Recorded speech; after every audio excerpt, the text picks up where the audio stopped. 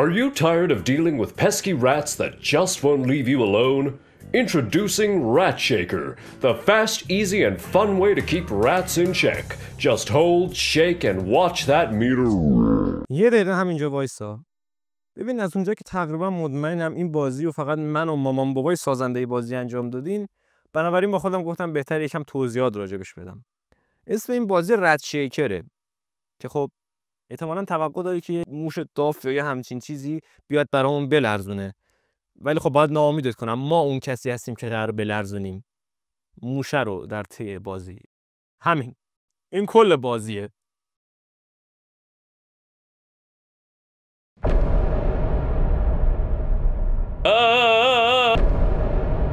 آقا واقعا میگم اصلا انتظار نداشتم توی بازی ترسناک همچین محیط آرامش بخش و زیبا و دلانگیزی ببینم.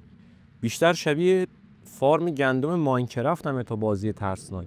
ولی خب چیزی دیگه که انتظارشو نداشتم ببینم یه موش توی دستام بود و نمیدونم میتونید بشنوید یا نه، ولی یه صدایی خیلی خیس و مرطوب همش داره تو گوشم میگه که تکون بده.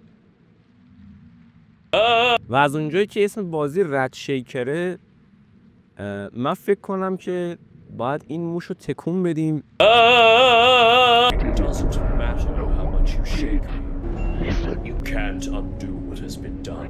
آها. You've broken my will, O great shaker of rats. The answers you seek are over there. Beyond that hill stands a house that was not there before. A house that has no familiar shape. A house built by sin. Go now, Rat Shaker. اصلا راست میگفت خونه واقعا از گناه ساخته شده.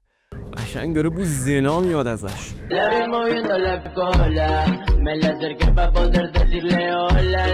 یا صاحبای این خونه دارن ازش فرار میکنن یا قراره بیان توش. من با خونه متری خدا تومن اصلا تعجب نمیکنم اگه کسی حاضر باشه تو این خراب شده زندگی کنه. آجی خونه توش به بدی بیرونم نیستا. ناگهان آشپزخونه تمیز و چند تا اتاق و یه شومینه روشن و مبل و تلویزیون و صبر کن تلویزیون رو شمار کن. فکر کنم زهر مار. این آخرین کلمه‌ای که دلم میخواد از یه موش توی دستام بشنوم.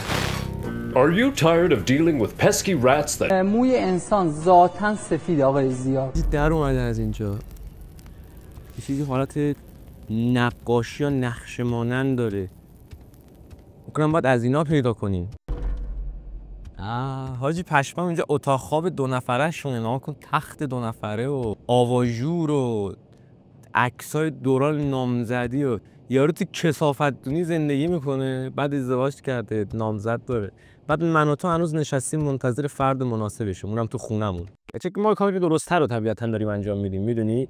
اصلا دلم نمیخواد برم اون پایین، ولی خب هیچ چیزم دیگه این بالا نمونده.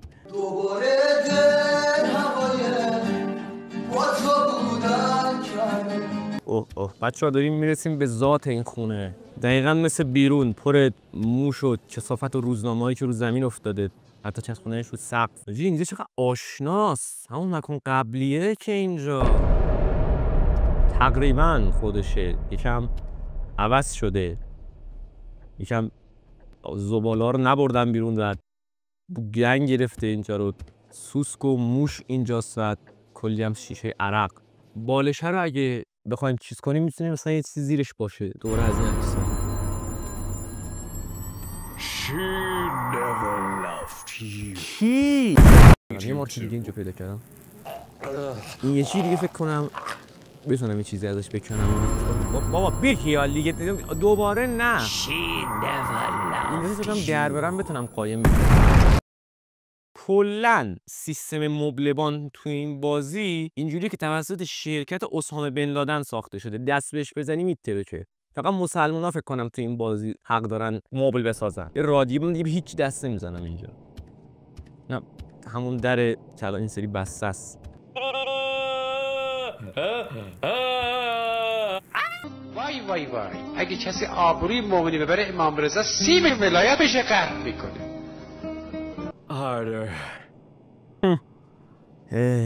کی برسه بانو آناده آرماس اینو بهم بگه. اما ولش کن بریم ادامه چیز. ببین درسته این خونه بو زنا گرفته، بدبختی، عرق، بیماری، همه این چک و کثافت‌ها توش هست. ولی من این خونه هنوز زن و شوهر داره. عکسای 2 نفر نه ریدم آجی. عکسای 2 نفر یارو اینجا وایساده با یه دست شبیه شیره عرق. آره. همون زنه ول کرده رفته، همونجوری که گفتم. ولش کن. اینم مثل خودمون شد، اشکال نداره. سینگل شد. خوبه. حاجی دختره حق داشته ول کنه بره به قرآن. نگاه کن. اومده عکس نود اسکوبیدو رو چسبونده رو دیوار اتاقش. خوب حداقل اینم دیگه سینگل شد، دلمون نمیسوزه.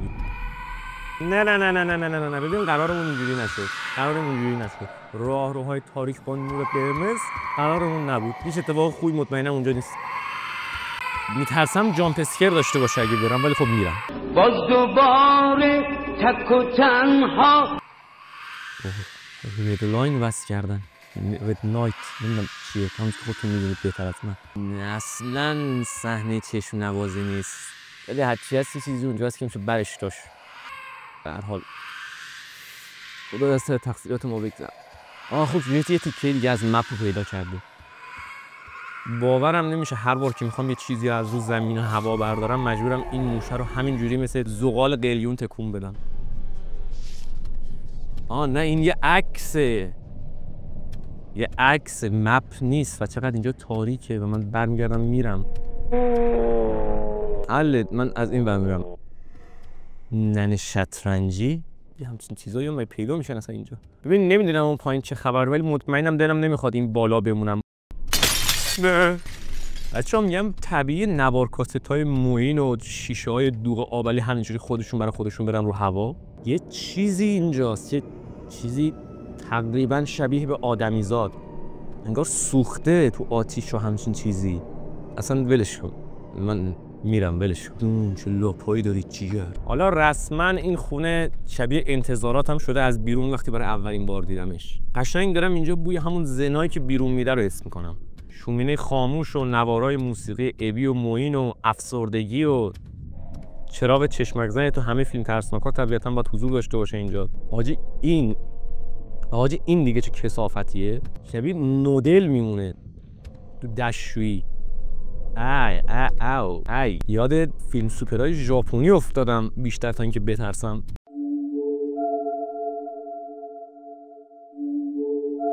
و این تقریبا مطمئنم همینجوری بخوایم زیر زمینی بریم به سمت پایین کم کم میرسیم به هسته زمین. امروز از هم گسستم اگه بال و پر شکستم. حاجی من رسیدم اینجا تو زیر زمین و اینجا همون رادیویی که بالا بود و دارم میبینم همینجا دوباره. خیلی برام سواله که چی کار میتونه بکنه. بذار امتحان کنم یه دقیقه.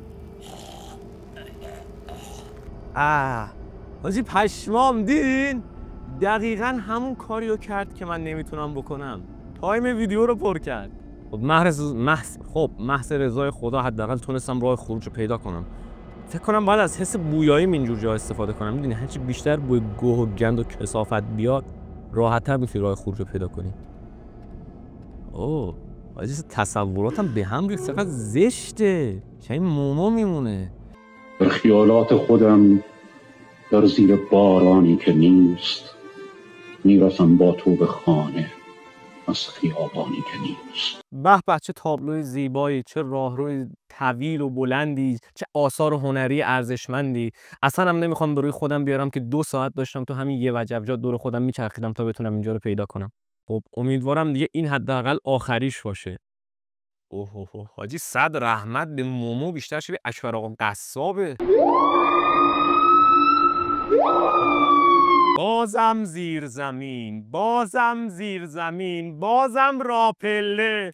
میدونی حداقل خوبیش اینجا اینه که یخچال داره، کسی هم نیست، با خیال راحت میتونیم روزه خواری کنیم. بله دوستان، آخر مسیر تحصیلی رشته‌های مختلف رو مشاهده میکنیم. ریاضی، انسانی و این کوچیک‌ترا که رشته‌های فنی و حرفه‌ای هستن و این پرملاته که طبیعتاً تجربیه. اصلا اجازه بدید باش مثال زنده من شما رو مطلع بکنم. آقا مصطفی از کلاس 205 انسانی که اینم اتفاقا امتحان فلسفه‌شو که دیروز داده. آقا مصطفی آرزوش این بود که روانشناس بشه. 2 سال در رشته زیبای انسانی تحصیل کرد و روانی شد. فعلا هم اینجا بستریش کردیم تا ببینیم چی میشه.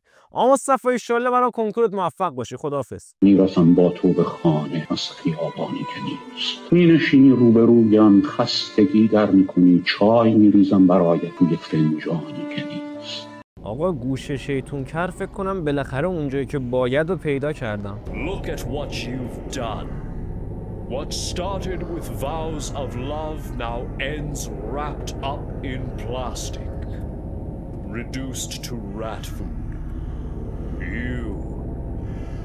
You are the wife shaker.